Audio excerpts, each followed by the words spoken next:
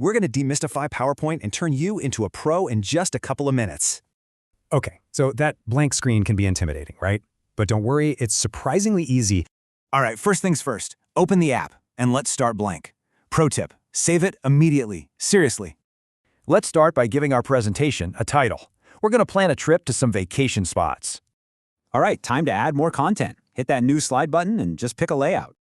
Adding text is super simple. You just click inside the text boxes and start typing. That's it. Okay, so we've got our topics listed out, but what if we want to change the order around?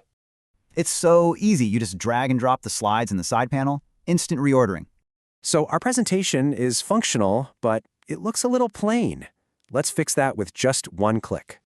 Just pop over to the Design tab and pick a theme. See? Everything instantly looks more professional. And let's talk about the Designer tool. This thing is a total game changer for making great layouts. Designer suggests all these cool ideas on the side. It can even add icons for your bullet points. All right, let's add some motion. But first, you gotta know the difference between transitions and animations. Okay, so transitions are for the whole slide. Think of it as how you move between slides. Animations are different. They control how individual things like text or images appear on the slide. When it's showtime, Presenter View is your command center. Your audience only sees the main slide. You can add speaker notes right below each slide. They're your private script. Only you can see them.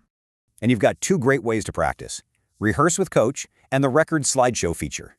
So you've gone from a blank page to a finished presentation. You have the tools now. What will you create?